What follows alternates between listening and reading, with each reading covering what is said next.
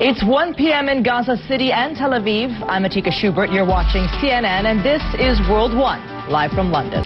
Now, after 8 days of relentless violence, a ceasefire between Israel and Hamas appears to be holding up. But the truce comes with strict conditions. Israel must halt all acts of aggression on Gaza, whether by land, sea, or air. That includes incursions and targeting individuals. For its part, Hamas must cease all hostilities against Israel. That means no rocket launches and attacks on the borderline. And border crossings into Gaza are to be opened later Thursday to allow the movement of people and goods.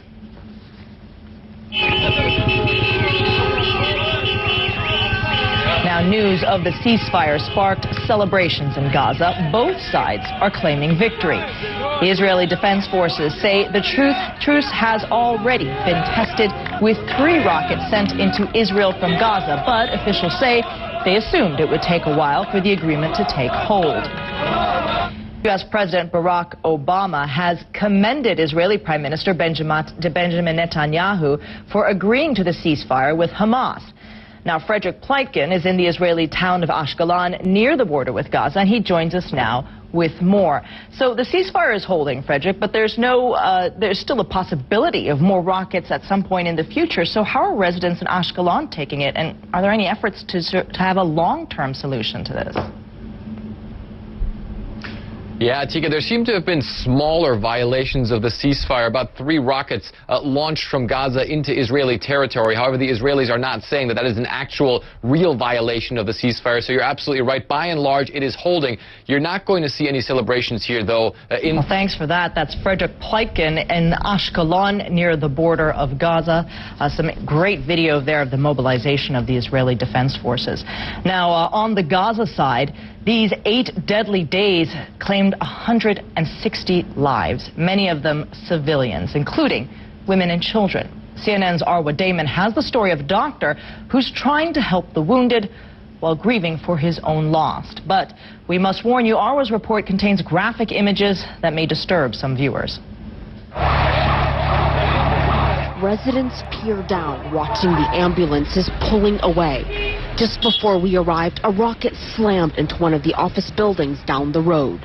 Shortly afterwards, at the hospital morgue, Dr. Majdi Naim, who works here, carries a small body. Arwa Damon now joins us from Gaza City with a live update on the situation there. We saw celebrations last night, Arwa, but now Gaza needs to rebuild. How does it even begin to do that, especially when exactly when and how the borders are going to be reopened isn't quite clear yet?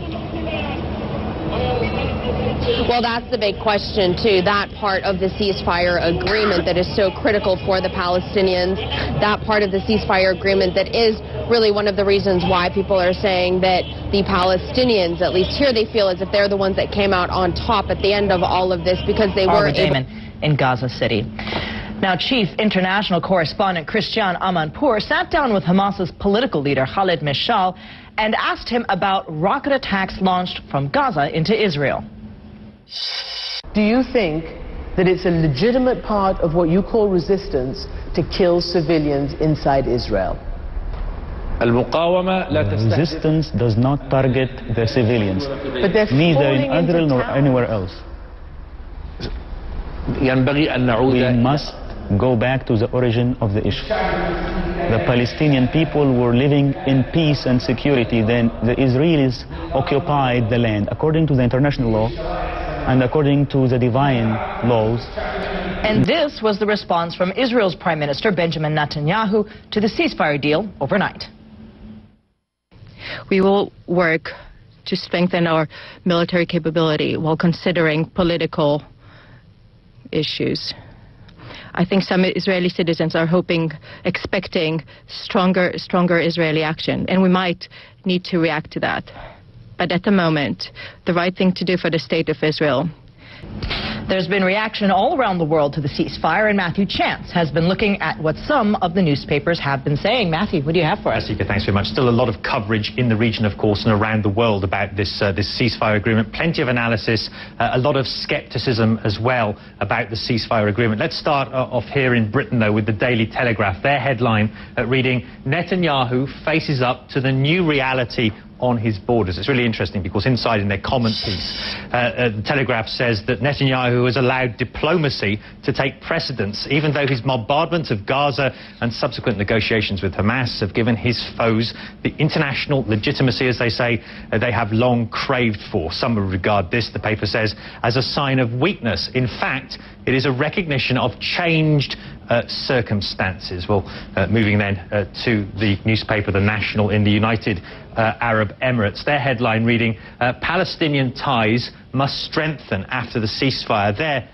editorial inside says the loser in all of this politically is Fatah, the former faction, of course, of Yasser Arafat, to which Israel pays lip service as the moderate counterweight to Hamas. Even though that Hamas has governed the Gaza Strip since 2006, it has been losing support, the paper says, among ordinary Palestinians there. That has most probably changed, and what this means for Palestinian unity and for the continuing bid of statehood is still unclear. Finally, we go to Turkey, and in their paper, today's Zaman, their headline reading, Gaza and three possibilities. That opinion piece inside looks at three possible outcomes in the event of war, but then goes on to say that Fatah and Hamas long fought each other while Israel sat back and watched the conflict. Still, not everything is running smoothly between the two groups, the paper says, but today Israel has a more determined opponent that can fight more fiercely than Yasser Arafat and that is not distant, it says, to Iran. A reference there to Hamas's long-time relationship with Iran, a relationship, Atika, which has been strained in recent months. That's good to know. Thank you very much, Matthew Chance. You're watching World One, live from London.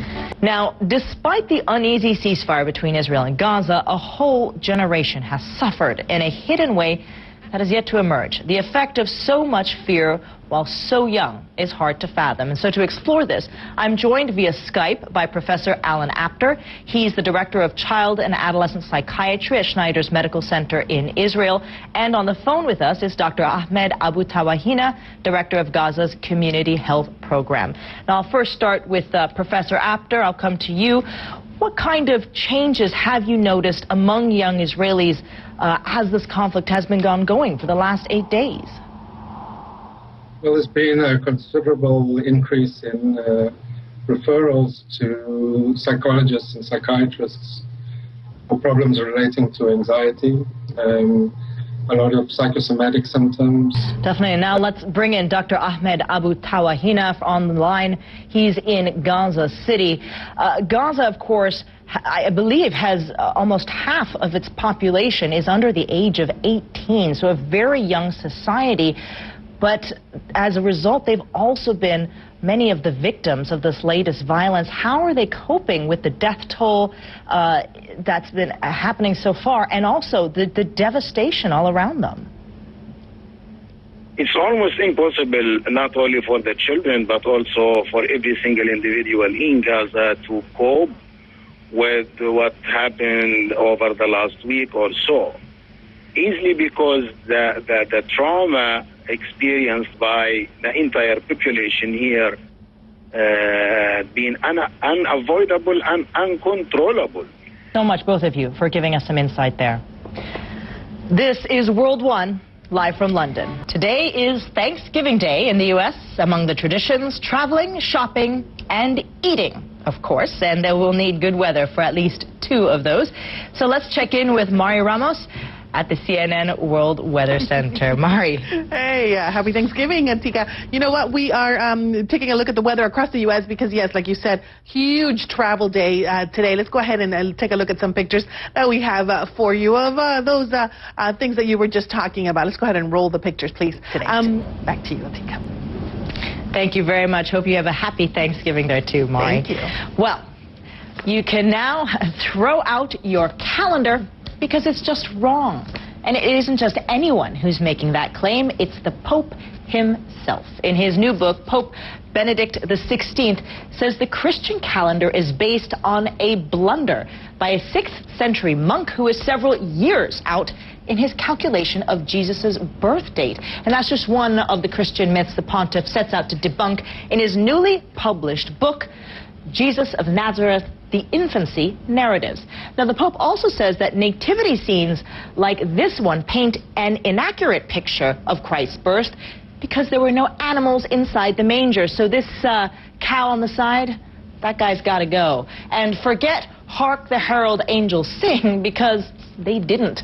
The pontiff says the Savior's birth was proclaimed without all of this musical accompaniment. Now, Alessandro Speciale is the Vatican correspondent for the Religious News Service, and he joins me live via Skype. Alessandro, can you tell me, what is this book all about? Why release it now? Well, the Pope has been writing a 3-volume book on the life of Jesus, and he left the birth and the childhood of Jesus as the last part. In fact, what he wants to do is not so much as debunk myths, as on the other hand, try to show that the Jesus that got crashed. Well, thank you very much. Something interesting to set us in for the Christmas season ahead. Thank you very much. That's Alessandro Speciale, covering the Vatican. You're watching World One live from London. I'm Atika Shubert. Thanks for joining us.